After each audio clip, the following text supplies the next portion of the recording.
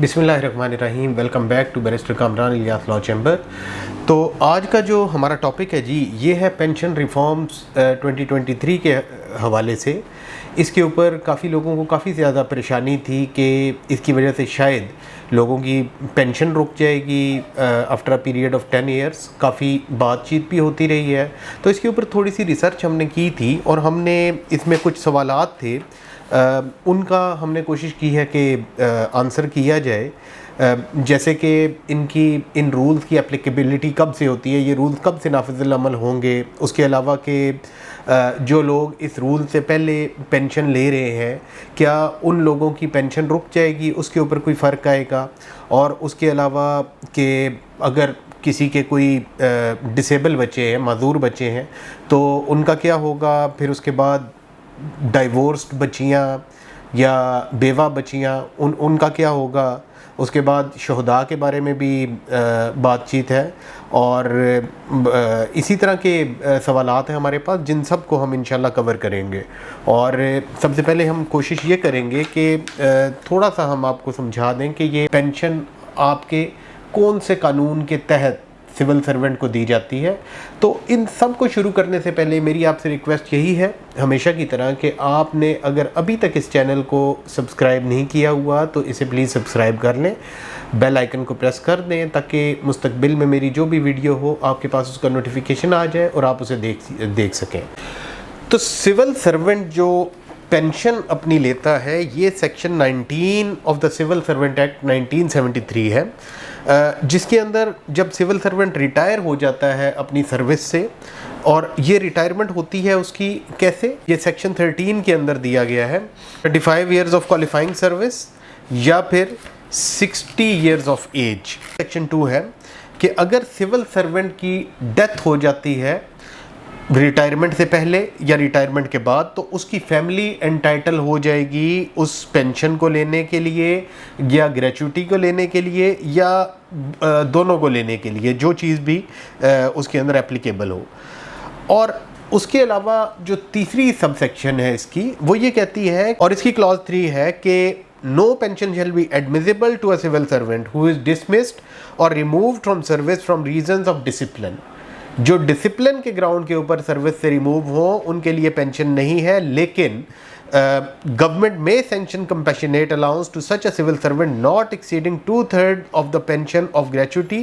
Compassionate allowance दिया जा सकता है, वो गवर्नमेंट की स्वाबदीद के ऊपर है। और ये कंपैशनेट अलाउंस जो होता है ये उसका वेस्टेड राइट नहीं है।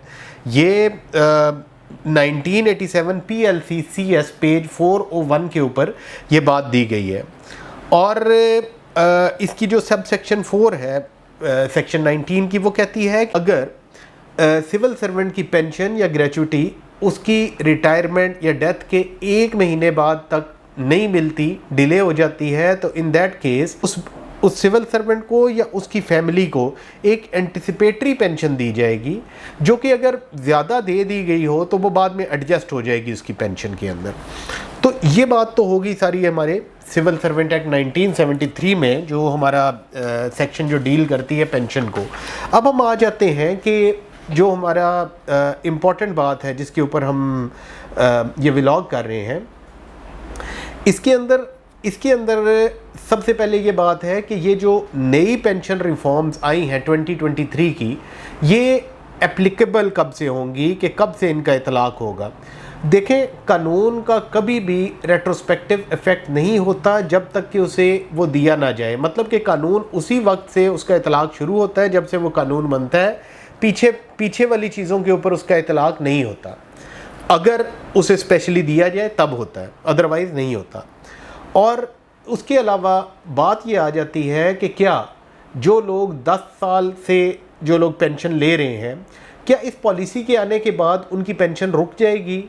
तो नहीं, उनकी पेंशन नहीं रुकेगी। उसकी वजह यह है कि इस कानून का इतलाक़ ही उन पे नहीं होगा, तो उनकी पेंशन कैसे रुक सकती है।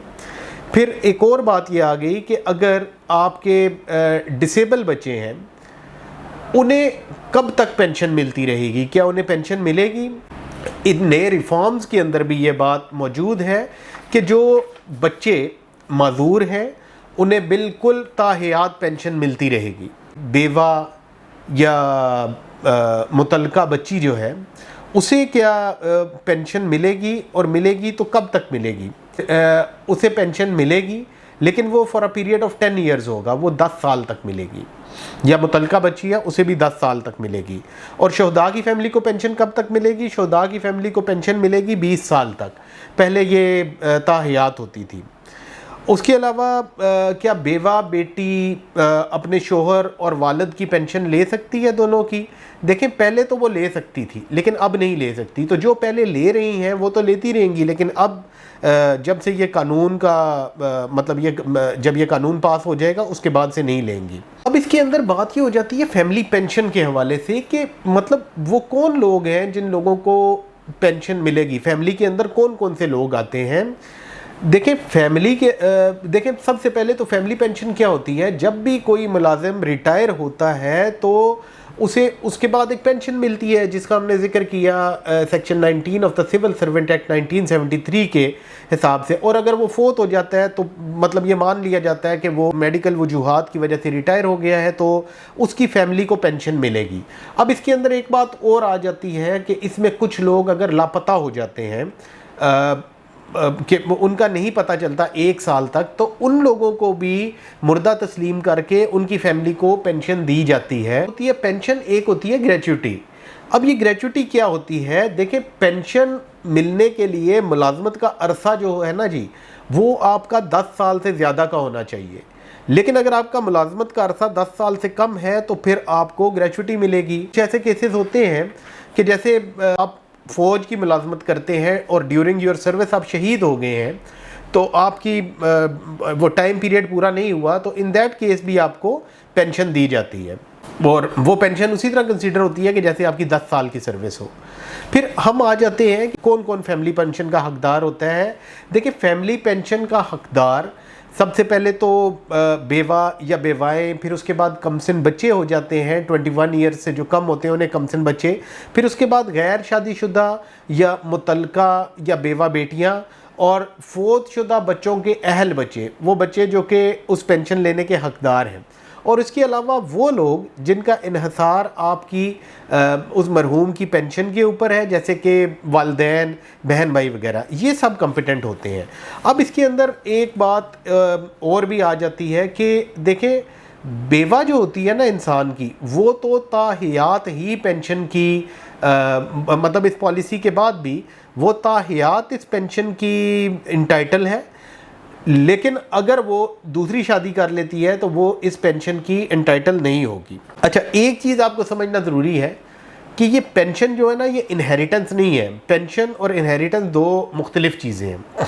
अगर इस पॉलिसी के तहत अगर किसी की री एम्प्लॉयमेंट हो जाती है, वो दोबारा कोई और सर्विस इख्तियार कर लेता है, तो उसे चूज़ करना पड़ेगा कि या वो सैलरी लेना चाहता है या फिर वो पेंशन लेना चाहता है। और कम्यूटेशन की बात कि पहले कम्यूटेशन आपको 35% मिलती थी, अब वो कम होकर 25% हो गई है।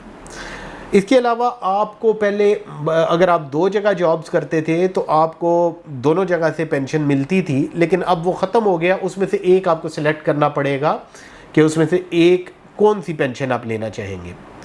और इस पॉलिसी में तो यही है। इसके अंदर ज़्यादा तो शायद जो नए आने वाले लोग जिनके ऊपर ये पॉलिसी अप्लाई होगी उन्हें इसका इफ़ेक्ट होगा ज़्यादा। जो पुराने जो कि ऑलरेडी चल रहे हैं उनके ऊपर ज़्यादा इसका फ़र्क नहीं पड़ेगा। तो उम्मीद करते हैं कि आज का व्लॉग आपको पसंद आया होगा, और इंशाल्लाह बहुत जल्दी आपके पास नया व्लॉग लेके हाजिर होंगे। Thank you very much for being with me.